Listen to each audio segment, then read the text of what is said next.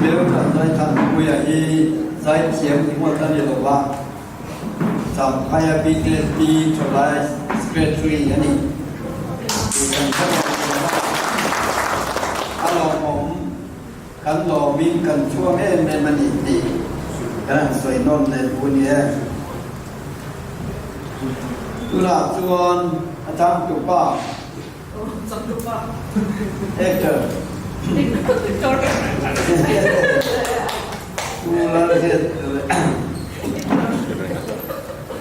ular head dengan kanti Pablo namani ayat saya mengalihkan hingga poya masa buat coba tiang lokanya ama sesuai na pun kan lo siap sakto ama sesuai touring tunai lo soma Chairman Pulpia le lai situte kan BJP party president chuan kan MLA ne chun chakmate GS ngai sutele etan china thiam dang rule te takma hun ran ban saktu parma khra bozong tu te ran te yala soya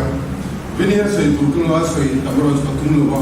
ka soi tu ka kan kasih chua bakal mereka kan semula masa lo siap lo pula awak juga kami dalam lo sesuai tu mana ni kalau nak kita buat cerita don tu apa benda yang bandai dia tak karya Julai ni so pada sang nilai so pasaya korela parti dia ter member pun nuai sang khaza ni parti dengan zoom dua dia punya dia nuai sang khaza ni tu Misalnya nuai so hadal kan dia misalnya zoom BJP kita tahu BJP जों 1% quality दोनों दिन ने तीन खबर बार के लिए जों तेरे चांस पत्ते ने बैग उठा तेरे फ्रंट में बैग उठा तेरे लोग को से दुआ इस टाइमिंग के ना hard to welcome ती के माता दी गंता में तो खबर अलग चीज़ है वाला दुआ मोदी रहते अमित शाह जी रहते होते थाला लम्बा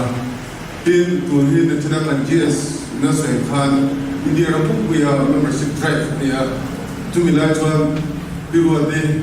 smart nama IT savvy ni nama ni job terbaik apa, arupui dia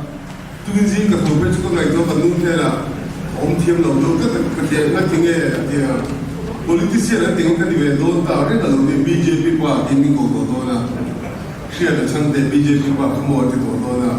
lalu juga kita kalau dia kerja orang tu dia mulai kandidat orang ketika cuba kan BJP lu ikan saya tak acuan dijual ke tu ni yang MLA orang tiba ikan besi juga tu masa tu ikut China pathir orang malah dilau ni kerja timing akan engkau tu punya flop election cuan pun cuma ia yang bangga BJP ke sana tak disay kedua Nah, mungkin dengan keju nimina kan siapa ONGC atau Britain Citrajit Brahma ni kan dia BJP kesemua Brahma kata oh this is very good dia nanti Modi ni ini nak mungkin mati nggak tinggal kata inum lele keluar dia mati pun lele keluar kil cati tu India kan kil cati tu mereka tu in apa yang remote beli Allah dari Modi filter introduce turun lo orang lain kami na alat tinggal dalam filter apa yang kau cakap tu orang Modi yang tinggi yang pun immediate semua ONGC yang belum terjemah kan itu saja teknokrat atau officer yang people's man public leader di type ini semua tu orang yang wish you all the best artinya Modi yang instead dan filter itu memang saja din akai pejuan tadi min encourage datun Mizoram atau national level ada po ang club tu macam dia kan ni tu kok bukan ni national level dia tu apa dia itu yang ni nang club ONGC training na po somdi Allah jinga somdi na in kaluta India ram Allah somdi jinga doi berkan ya kan training jo patina kan kai le pana hang ke kasoi so ni ko es ko sa me ma Citrajit Brahma ko be lo wi la chuan Venia kemudian kalau oleh soalnya kan, kan lefu kau mungkin kan kain itu cuaca Modi ne kan pakardal thiam da kan han bol sei zek boga Modi ne ni na ko be ge ru sa chu be la pon ne tan lo ge om thiam lo om he he thiam lo shi ne ni dia lo mo phe ra chuan chu bi dia mo ka tal chuan ka background ko te ka se ga se chip ko kan ni kan se ka chuan school le khazir hi ka thei vak lo wo thum ko ka bin na ni chuan kan le khazir ti thei lo ngai ka kan pi chole tak ka Metric top 10 a king le mana chuan piu size da han kala first at pass le a fezara chuan ta chuan in mi tel kal ka ti ngai lo mi zom lak la chen le na kan tel mai sen han mining engineer ka kan zil le tat mini chu ingi ati be mining engineer ha ti ko ka ha chu lo alu ve ta ka zil ve to ka le mo ne chuan mining engineer kan zira pathian sara zo zi mining engineer super ta ka ni ha Mizoram ma kan thok pe ta nge ya Jadi lai tuan zil lai kan ni lawa PE zil zungkau ka SDO training kan tu kan kawan tu kan mengenai ni tu mengenai ni orang kan kepo tuan ni jual jin mining ah buho lagi ni kan cuy lo ngai sangat suka suka buho kan buho lagi si meni lai kan serci bah biar orang sama tuan bayar ma kan college kan cara bahang campus interview kan company patung bela tak kan bukan ni kanu ni lah kanu Mizoram macam musik buat si lawa tu baru bayar ma tu main tu dia baru amai dia lo bayar ma tak tak kan tu Mizoram ma kamu tak bayar ini tu buho lagi orang kala serci bah kanu ni bangla kan buho buho lah family kan baik macam bela good family friend kan dia Tajuan kanu ni buho lah tu kapu hai kan fokai ni kan fokai ni mungkin asal nak itu asal tu mungkin si mulai saya dia lagi anak tu ni itu asal lain itu tu ni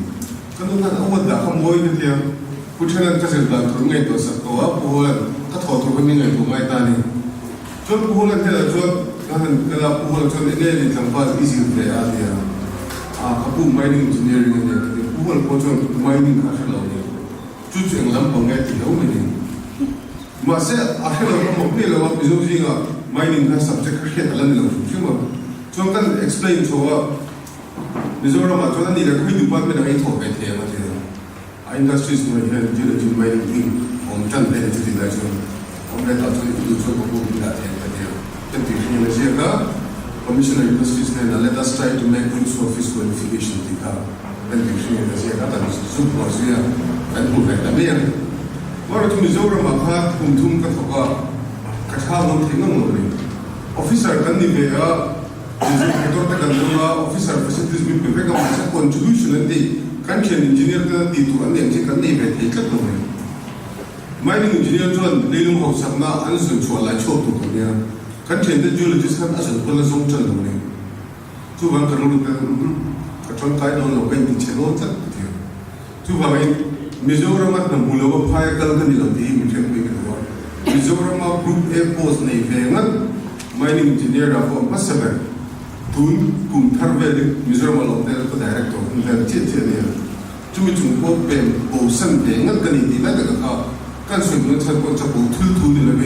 meeting mai lo che no ka te ga shum shum ni kan ba BJP ko zom har ga so se do na da ta chuare Mizoram ma tuna kan central service number hi Mizoram primary secretary ko lo andi fu ana es ko tuna kan CS ne ko hen middle school itu na dia tu CS ni orang tengok tu na kadang kadang dia Mizoram man group end down tu kalsan ni anu mong jual kejual kan kala kan dicoba meeting ay lo bukin nagsatak na jual kan bangun di sama OGC ka sujung kan Mizoram kan lo ay nakala kem jual kasi diri di ka som lo jual jual OGC kan lo biar bisum dia la dona som dinda ka ting sama Tuan kan di sebelah lawa very promotion kemuah i kai kata Tuan i kai kata lo dengan OGC potong lo kat dalam lehernya anu apa tu kan masa game akan nuai di dalam lo leher Tuan UPSC kerjaan bela Ministry of Mines Assistant Controller of Mines was around ruang ni SE kan pakai yang dah ya deal dah cinta ketika deal cakap ni tapi UPSC ada interview Tuan ambil chairman kan final jangka lebih ni To me, Mr. Chande, you tell me whether you are very foolish or very clever. If you look to me, you are to me,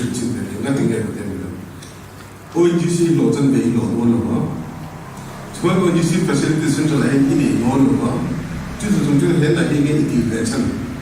if you feel one lo chu ni a feel mi shim ma te e chun madam tribal boy ka ni ha adlo ko boy la ba khoi ne ka post don book ngai to la ba ONGC chuan specialization atam tu ko ka well stimulation services ko ka kasin so to ka to chu vai ka pension khin kha na ka to lo ba ka pe to lo ni thiam bel thil khet da ka du ba thil khet da ka du ba he na he na chan de ko an lo chan de ko to lo ba ya thro di le ni ke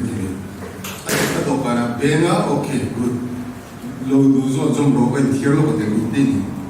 ta ka jo tam man lo ko me ngai da ka a ho zo ka se nge ti ka ti lo ba chuan an nu chuan khanu ina ONGC ka chho sana IBM mining engineer an mu le ka du kha alo man lu tu zo ka lo ni chu mai na ka mu chom ta re nga tu na ko ye Indian Bureau of Mines hang ka va de ya mani lo kha ka ba ma lo kha ka ka sa ba direct chuan tu na hen alan na ta ka chuan India ma lo ber ko de vel ni man tu ro ngai ka ni kan chen tan ni min pe lo ka promotion lo le le an tri la actually ex-MP candidate kan Washington ko ka tu la central service are scheduled tribe and Sarah scheduled tribe ko ta pe jo India ma lo ber de tu ro ngai ka ni kum de sa pe som de patum ini ni nga cho de la mara chu ngai to India ma lo ber po ni mai la Mizoram ma chu ka cho kai to lo ya mi ti ka India ma lo ber de tu chu mines minister central mines minister Azim Nazri ve paper president ka khani do lu ta chang tang do win ram chang kang do ko da lu do na senchi ko kan chung de ajol ko chung da chang kai do lu ni ti ka do re chu ba win pension scheme thara lu che ma early retirement scheme che ma mi som li kum ani ya kum som pia to to chuan ba na di le nga chu kum sa ka ni chuan full pension ni ka the ang ti si ma kum la me ka di ma ka kan di ba me di ma sa pa ni तो when the pencil block la la wa cha chu cha tin kes ka no la ti de la lo ba de an ga ri ta ba sa ta ke tu ka na ya chu mi ka su ko do de sa zo ba chu thil ti ngai lo mi ti ngai lo ti cha na ke ma mi shin pien ku ma le ka ke no ga chu ma chuan Mizoram ko ro ba ta bi candidate ka tu chu ma ma sa kan ngai to MP candidate ka tu ma ngai to lo ba chuan MP election ka an ga ko mo VC election ai ko na ko mo lo masa niti system alo local gan MP tan wala pun mo niti ka thiu se ni malaya heta thanga proposal an thelu ta noi zaman proposal an siama delhi kan puya noi somte ka chu pong na no se chu khat ke to no ni chu vai MP central tanga atho pu te na Mizoram ta central scheme ni ka ve ngai ni alo ro khanga thi ti ka se ni chu ba ngai kai ka bong pa min ho tu ka min ho ba se mo ma sa party based the win thina ta who jevina sengan BJP de ko khachal so ma MNA pon apon chance ko thoni tin dia ka chu ka du bel tu ma second ngai ko china ta du ko ti thelo ma party po to ko no ma ta ka MNA MP po no ni la pujuram thang te la sa sha ti ka se ka bi ki ka fel ti ti ka ngai do la ani lo thon a blessing lo ka lo ka thon MP ka la ma thon party ni control lo ni ti ko boxi thon en po ni sai independent risk ya ka de independent ka risk sa ka thon ka so via ma ma ro MNA party ho na na electoral politics ti ya ma kan sam tu tu kan mo tha da kan ti ya ma ma ro pa de tha pa de MLA candidate quality acha pai pai candidate mo de tha pai kan fi ya tin wi an ri pa de kan fi ya chu wai ke da chang te kan chang noi am fel saving many chaklo ta le ko ni la ka contribution ka ti so kan lo na chi ga de ya mani DC kan DC aron ko da financial ni account ko ti ta ni jo bit tam check for ma kana se ya ke de am ka te ko me ai tan ma a pu rang ai khan a ti lo ne pu zo ko ti tu le ko i se lo ne a ti ka ka aim ber no ba ka aim ber so ko tu mi buya public awareness ya ko ni ti ne chuan ka hriat chen tak em mu chu Mizoram ma em mi train ang po ni la a thing zo chu ang bang party SC la wa tin ni vote lo clear ni ni vote ta si lo ka an tamani ti ka tam uthi amani chu bang chu engpo politics filtering te don nila party base ngai ni ti kan ngai to ta ni ta che chuan MLF ngai to anla to da tele to anla chua han che da ka ngai to bc sa lo anu te nge ko ma sa ka se to ram ru pu mu chen mo Congress ko ngai to le central anoi to ba ba Missouri Congress ka anum si mo chung chu wangen khia da chang da ta chuan independent thama mum chi box lo chu wangen BJP a ko ni na tinge di ko to BJP ka sa BJP ka lo lu thu lo ka ko te se ya BJP gi heta ka ro ka ka them de to chu company angin an ni Fire House Central BJP gone BJP parties in company style and function not many in other words. Perform or perish. It is a lot and my it's a journey come for Part of the last one and Kala and Megua. The eminent fellow who get up on Nila and felt virtual genes of the I definitely don't see her. I didn't have a switch on the chance of me don't see the one. Look, I don't want to don't declare. Two having unmoney media, party media, going to the media. Party and from the Hamdana party could infect between Apoy Molai to party president in the letter senior. Two having BJP at Hakati Tanem to Mizoram BJP senior to be no bigger. When the two boy who paid the pop to pop to be the pop. They like a party alone to BJP to no big meeting. In the check-up of book, there's a member third drive and only figure. Member of the whole in the Harley, Rogal Ho, BJP alone, Bombay Futo, members, ship driver, member, the Hello, I think that's in the other BJP style of things, I hit BJP ngai sana ni tin modi action chemical se kai lo ma ngai ka tu do do ni nga kum som din chuan som din ka se le kai kan to Congress un lai ka chuan Mizoram Congress ang to le an thil chun bu thabe to ma se an lose ni annual report of the head of department and head of minister ma se modi or lalchi ha something so kariya annual report boring yang modern quarterly rental pada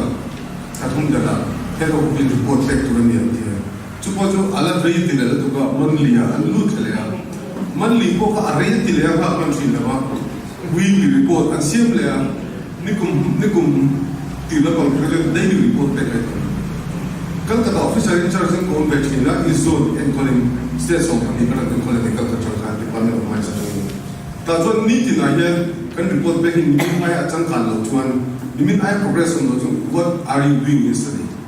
You mean I put a vision in India, the health of Belia. So many of us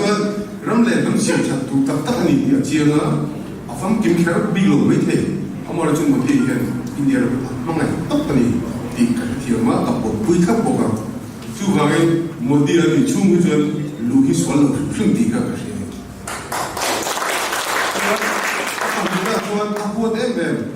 whatever to public fund misutilized and corruption in Italy. Chief Minister Uhola Poga, a big minister to a corrupt Michel Katul Inge was CMA even in the answer, CM to Santa Polo Sasala, no Singapore, selling a good appointment. Ang CM Pon is a Mipuis and Chen Kapol to the hotel. Two having Pulat and Bola, Fidivida, first Fidivida Cambo, which are Calcutta, Indian, Queen, Can shoot we are noises selling there. Ataman noises in Link from the book. Amlo, Fidivida 2013, a Fidivida Poisata and Kan Aliti. Question with a lady. Wow. What's to have? Mother, I am too many Decatini. Two having Uhola, Tanvina, that can go, and the Talatron to the museum, to come there. Katanto had got of Talatron. Did Uhola, Bila, Kator, Puhol, and to them need to done let. You know that the Christian battle. masa kapan mana orang lain itu mama ibu na ibu boy ini cuman ibu officer yang kau itu cuman itu semua ibu itu kan beni cuman ibu itu kan min kau ini cuman itu beni ibu berarti min kau itu cuman kan dong na lagi nih tu hamil ibu kan dong na kau makan kan ngai tua ta mau ani itu kan akan inisiatif jualnya amoy kau itu cuma kan coba kaya ni macam Kristen jual how sabdu jual sorban macam apa tu sunbon faktu di kaya ini tu chief secretary dia macam chief engineer punese pun tak ani itu how tu na ia kan saya tu central sorban lagi itu sorban tu jual IRS officer ko how sah ane grup pun nak jual ane kompang ini dia ni mesti memang popular ni compulsory retirement dia central lagi insyaallah lah umrah tiang tu saya nak cakap tentang dia ni so kalau nanti saya 45 days apa saja ini bisa menjadi tuan bantu ini no incredible contact itu apa so tiang tu tu IRS tu anbah itu menjadi sesuatu ini betul Mizoram macam kan IRS dia mesti ko dan kan tiang lawan jenis ya maka tu hire ko dan stay kerja tembel lah akan langsung tidak cuba MNF le Kongres ro rendah tu kan Mizoram masuk non luhni tika kacir moi cuba Mizoram kan ini le Christian kan ini tiada tinggal apa ke bukan BJP lo macam orang tu tak tahu ni kerja mahu cuba sejual tu Modi ada kan mincan tu Mizoram sokar kalau baik tak apa ni lah mincan tu kan central an for apa ni tika kerja ni tu nak boleh hadiah BJP kalau sampai minta tak cuan pergi korupsi tu kaya tinggi nama orang tu. Simptom grup tinggi kesulitan BJP kesulitan macam. Simptom grup tinggi bukan BJP atau yang macam ini. Apa macam BJP yang macam central ruling party kan dia. Central kerana state sorkar sumber tu macam tak tersyarakat pun. Ada dia macam. Macam tu dia orang tu macam sorkar yang sana nempak, ngerti nempak. Siapa? Kini hukum terhawin. Dia tengah helikopter internet nature, tengah anpang time pang tu kan, mati kan pun lo. Ini, ku jual tengah secretary mau finance commissioner dia, mati kan di dalam tu kan. Mati kan free housing loan mesti kan, mati kan loan yang itu. Itu tamu tu kaya, tu kami tu nak ikan Mizoram BJP kan, ramle kan masuk tu kan, nak tak terima tu kan ini kan, tak tiada ni. Kapur tu apa ni tu? Kapur dah kita suai dengan sana. Kan siapa pakai dalam pola macam SE dia. Siapa? BJP tu ni jual ni. BJP mai sahlo tu. Menia Hindu jadi kerja Hindu ba jadi kerja. Aku tu zaman ni nang tu Islam tu. Di mana Hindu tu lah. Mipar itu semua boleh diulang terlalu banyak orang cakap boleh membantu orang terlalu banyak. Nanti semua boleh diulang terlalu banyak lap yang beri. Angin ibarat tu ini terlalu banyak. Ingin juga ada pun mereka pernah pun itu. BJP kan for the ingin itu ada mereka. Juga BJP pur kata dia sekolah terlalu banyak. Juga boleh ini sih kasih itu. BJP nanti punya ngai tu nak cakap macam ni. BJP state BJP role macam tu. Tu nak buat sesuatu ati tak praktikal tu BJP. Kasi dia tahu dia bahawa cuma parti politik kalau ni beres tu dia awam kan BJP kan IT tu dia ni dia kan siapa ni. Oh, juga kan begini kan saya tahu tak ni lah. Ke BJP result tentu saya kan central BJP macam buat ni ya. Yang dia ni adalah orang yang adalah RSS backup party ni kita kerja.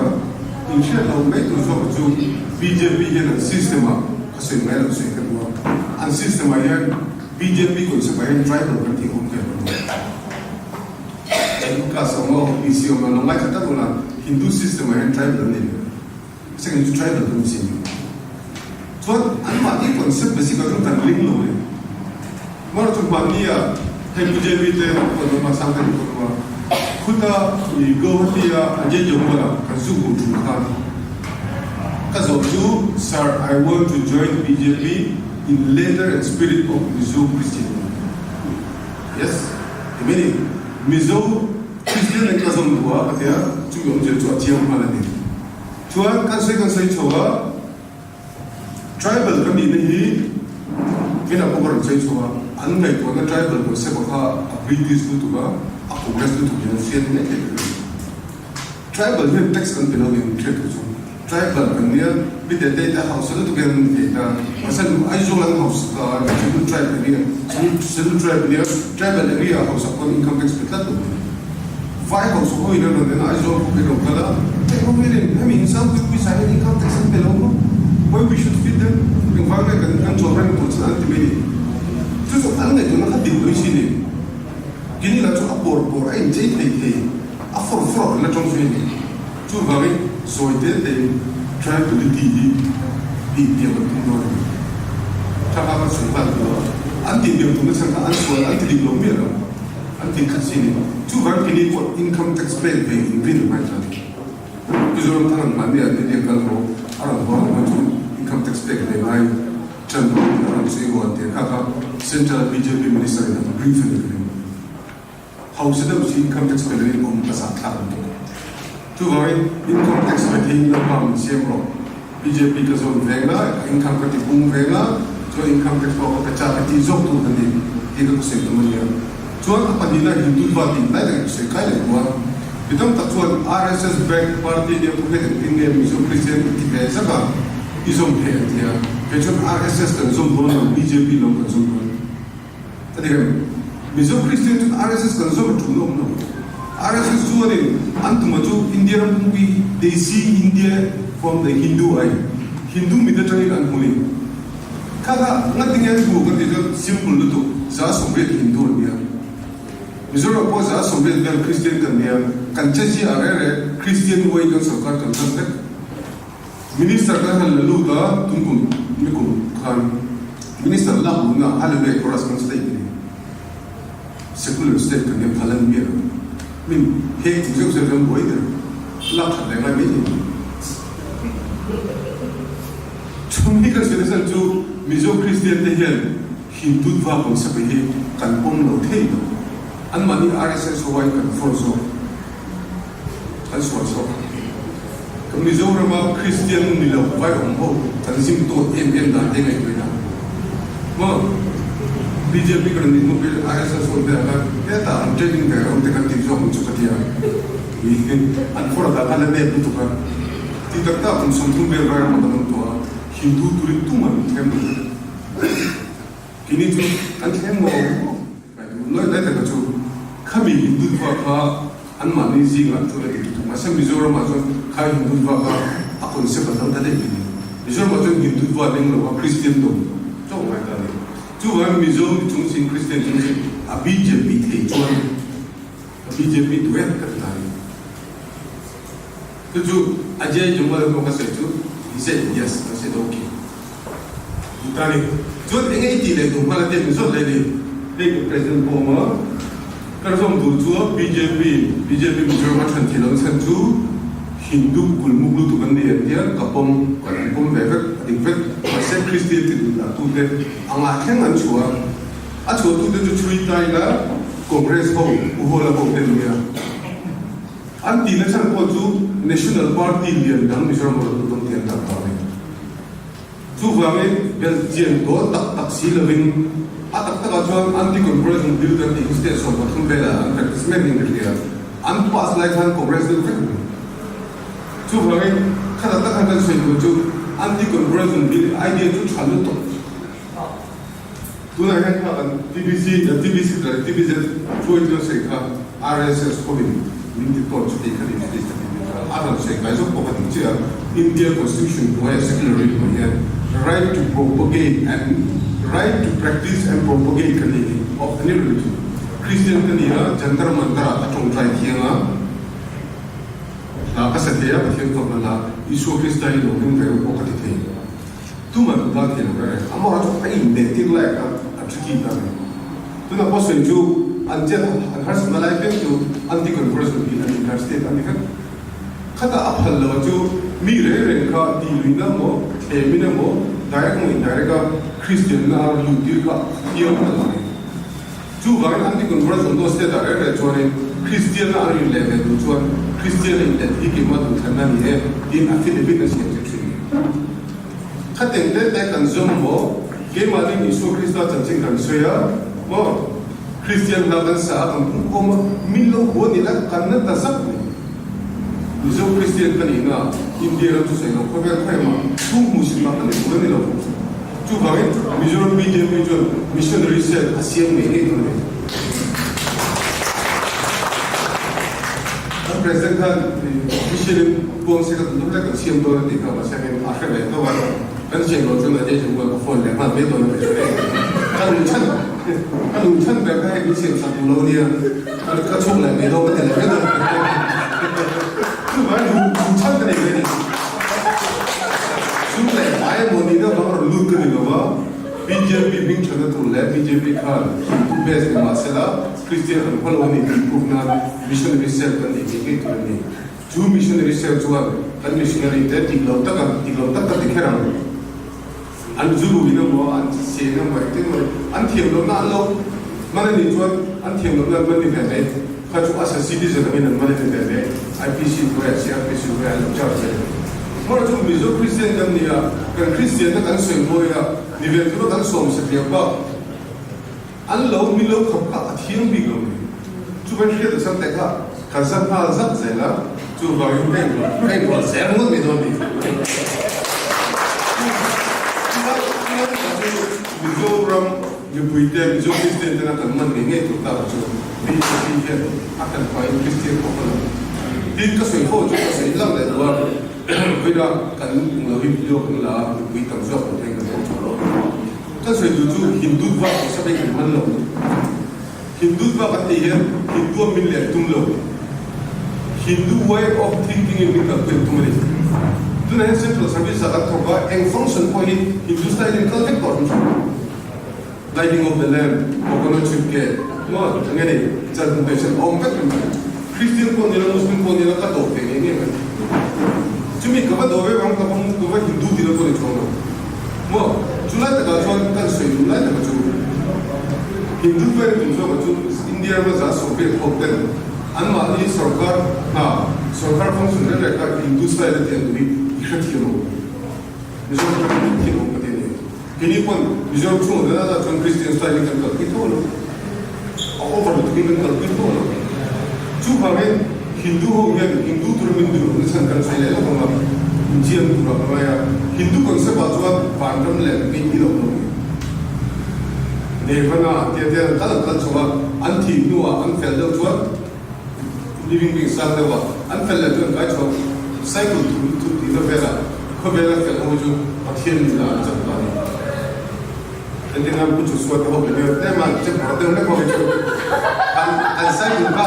a chai an ku ka cycle la Twitter ni chu ba me ko te ra be ko chu hi Hindu mai la chuan ma ran kai ka tu chu ba a han ba la ni so ke sta ri ke ra ho ti ka ti dia ban do ka anu ro din ni zo ni te ka mai to chen lo chu Hindu lo ni be do ta ra ni la khel chan te hi uli ko ko Hindu te la ti ko fa lo ni Charles register nei lo ba ai ko mai lo ba ko nu wan nei lo ba sin da sun nei ko si la ke ko tho a chen pa pa mi no ma chu pa chu kum khata tem kula pe ka chi a sai Hindu ko nu tu mai kai inge ni ka chu ko pe ka ka chu te ka nun ko lo nu ti no Mr. Chan te ke lo chen na ni ho ko mi ki ni Hindu te chu ni mi thi nu ko ve la ka ko ri ko pa ma kai ko a su to le ro ka thar do ma a ke le ro ka dai chu ba mi he mi mission zil missionary zil da ke an ni pe no ne chu ba mi Hindu ho ge ku je so ta ke ne da ko ta mi Hindu tu ne mi tu le no te ka ke chu do ta ni ko ji ni a flo ko ka ni chu ba mi ko ni ka ke tu chu Mizoram BJP he kan ngai to na kan pe kan thar na chu da ta chu Mizoram sarkar kan rin tu rin ko se na ya central a bu pu ya kan pu te mi foi tu te alla to chu ba mi ka tia tu na ko membership drive ka tia membership drive yang tinggal kan betul dan bintir cua kayak itu persen apa kalau betul lo kalau apa betul lo kan yang social demokrat itu bincang buat apa kan ช่วยดูว่าจูมิโซคริสเตียนที่บีเจพีเนี่ยจับได้ทุกคนจับมีกันเสียทุกอันนี้จูอะไรไหมเป็นบีเจพีเนี่ยaffaireบีเจพีเนี่ยมันที่ไหนอันนี้เราชวนบีเจพีเขาเป็นชวนบินดีบันอัพทุกคนชวนกันพุ่งโดนก็เขียนว่าแต่ละเทปเรื่องเราไม่ได้สกัดเองว่าอันเดียวสกัดอะไรไม่ได้สกัดก็เลยจูว่าวินิจฉัยกันสวยจูกันเราลุ้นสกัดว่าไงคุณแล้วมันทำว่าตั้งคุณก็จูคุณว่าคนทำนั่นเรา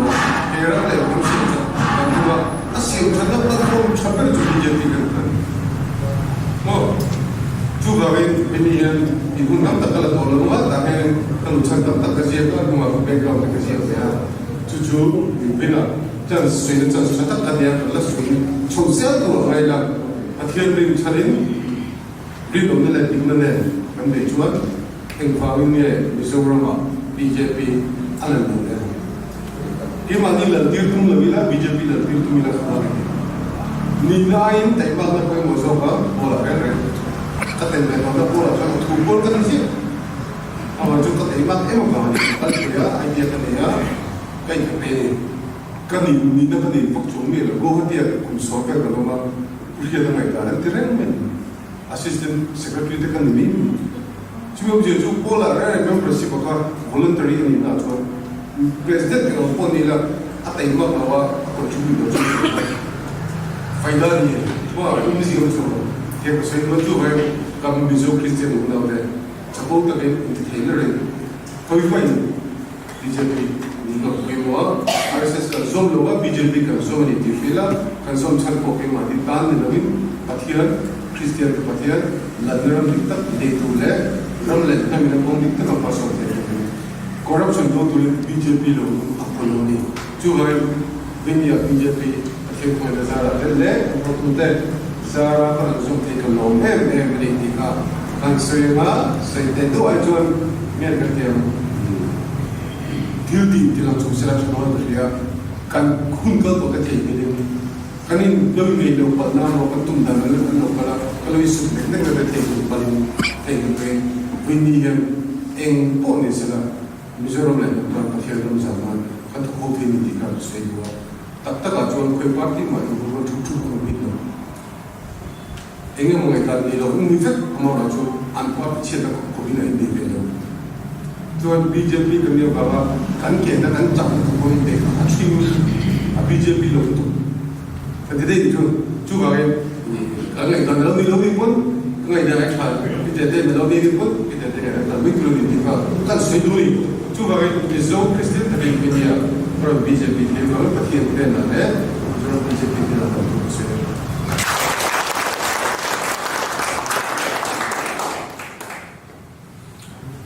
Aron saya akan bicara tentang negara tua.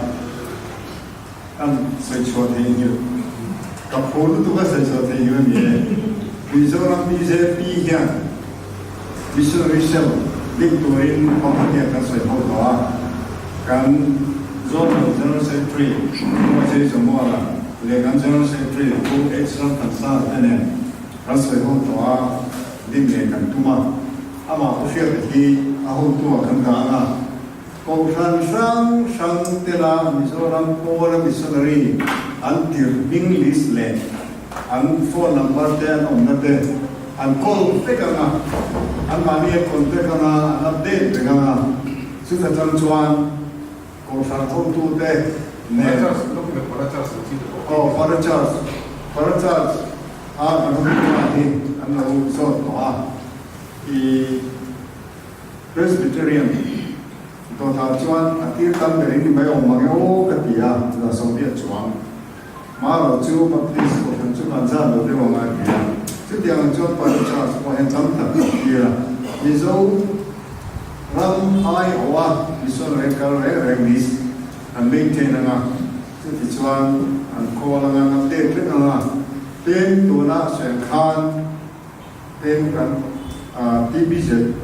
Executive Secretary pen sen khan tan te asana to te anoma khan antan chan ne asana to chan kha executive de ngai elai tanga yan thara banga pathian soi tura chua pok maya meaning confident roman ye bai so pa ti khania chung chu mission bank thang mission training center an son an zero anya mi kal sak sira mi nu chang sira pathian soi dan to lim taka hel taka ti dan to te an zero chung po chu an ma vi kurania uplaya ka soi khom wa elaya office le local dite nakina are office in office bearers le kan core committee le kan le la kan pia na sike ko chuan ama ko ku yo mi te lo mai ko lo nia lo me với lại gia nam mà con mình lột lom thì giá ăn đúng mà lột đuôi tụ tam ta đang đi tìm phía là đi nam mà có quay xa hay là gì tìm phía là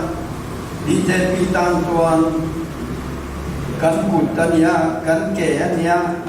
cắn ha anh đi bóc ha cắn vịt anh đi bóc ha cắn dày kiếm mà anh đi đồ na cắn trắng cày quên cắn sôi nó sẽ nói mà nè thì anh cứ phải trang khai là kia để lòng mong để gì anh cũng biết đó anh được lòng ta gì đầu tiên tôi để tôi chia mà ta muốn đi lòng thì không tôi gọi chia mà ta cho nênคุณkhông lo gì anh lòng về này ni cũng mà cái cô BJP cái rồi zoma cái zoma cho president này điên soi du na mission se ri prime minister nge koi mizoram ma hotin ru min tia kan la din the wa athia sugara soya prime minister nge koi mizoram ma hotin ru ma na amoti to dai kha karin ru ahian Christian BJP to na alo lên nhiều khó khăn các phụ nữ bắt đầu đi cái lúc mình tìm hiểu tu sự tình hình chuan thọ thị cái này bây giờ alo lúc chúng ta sử dụng khăn thì cô hiện đang khăn à chúng hun kia là cái sự mà nhiều cái cô hàng quay tu tem mà BJP vì là Christian nó không tin tu ra bên số của riêng cái lần khăn cái sự đó cô hiện đang cái tiếng đó mà rồi tụ với nó cái thằng này ta đó là gì cái phụ lễ này cái lỗ lễ này thì nó cũng là gì vậy Chairman kia cái hậu lực nhà cũng trả anh không à với nhà thì cũng trả cái lỗ lỗ nó cũng cần bao cái bản hiện cần giải những cái lỗ cái gì cái gì thì cái trả tàu cái cần xây bao thì nó BJP te ni ulama chatakin kan han kala ma se har sanna na me ko kan to ka ma se ko ni ya ni ru wa thil kan ta kalo ma ka soi be chak shi ma ni ulama te candidates te kan han ne ya voi ni han kan candidates te voi ni ron man pui te khoi ta kin lo din sakula ti kha ka ro request do ni e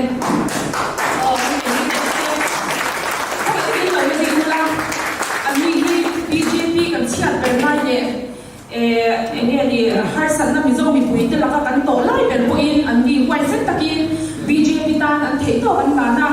voi ni a hian membership drive campaign kan tran na ko an hian khoi takin an bia na thei to mi lo chwa pui to ring gen na voi ni a ka ron siam thar le wa I kan hun hi a to mai lawa tun 2018 general election kha kan to na ni lo sila voi ni a hi pati paru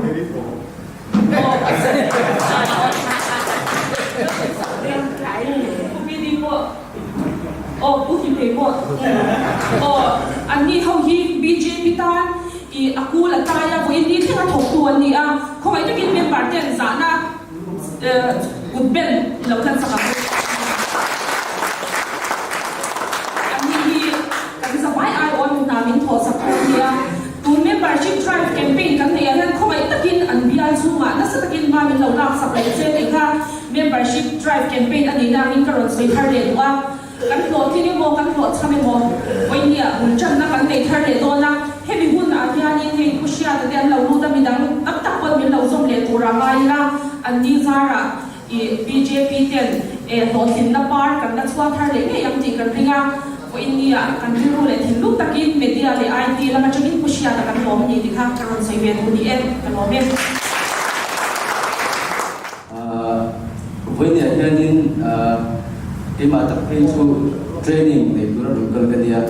mà sẽ cũng là sáng tế là lúc tụi cái phụ lúc tụi khán giả cũng được phụ những cái với lại là mà cũng cần đấy mà sau chúng tôi tập cho đi BJP các cái tất cả này làm để phải kia anh ấy social media thế cái này hay cho hệ thống mạng là theo nền thế để thì tôi đi theo nền để bọn sẽ Facebook làm bằng thế để social media rất là hay kan trong em thì đi tới sự cho nên thả vào nữa vào nữa sáng kan tông thêm em mà ama rồi chú là professional rồi sự đầu khai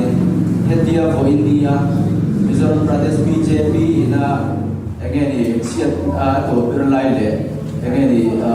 mi thế giờ số nó sáng xong thế để một số nó sáng xong kan tổ lại qua kan xuôi tu thế hiện tại mình đi buổi chiều tu like set kan xuôi tu thế mo trong hai vị cả quân sự của nó nghe đi kan em lấy kan đi để cũng phát sát cái mà sinh sát cái mà thế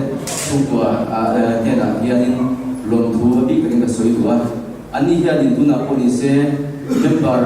chiếu tu lệ các đặc thù các hiện anh sinh bị mất trong mấy năm này hiện tu contract from tin hệ tại quân sự kan sampai district thalai president Budi mà theo thế cho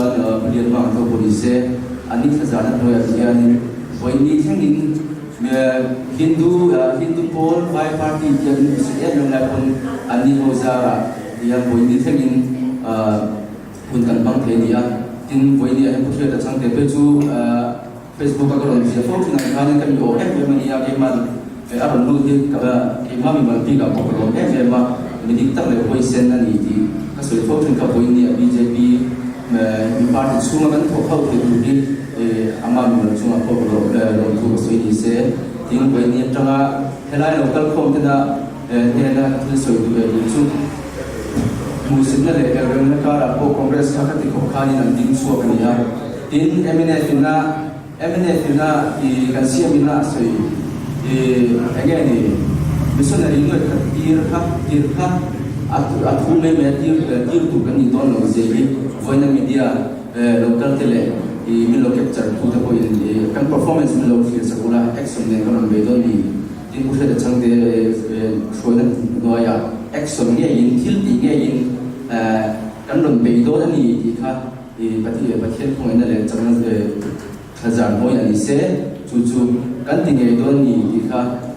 elaya kan TV sẽ phối tu kan chơi lên được bộ phận mình lo sẽ tu sẽ là anh em thì trong cái mà thì soi tu tu kan xem mà thì team sẽ phát huy cần tung lên rồi mà sẽ cần action các lệ các performance thì mình lo chuyện sẽ có đi khác tôi tin rằng sẽ về dunia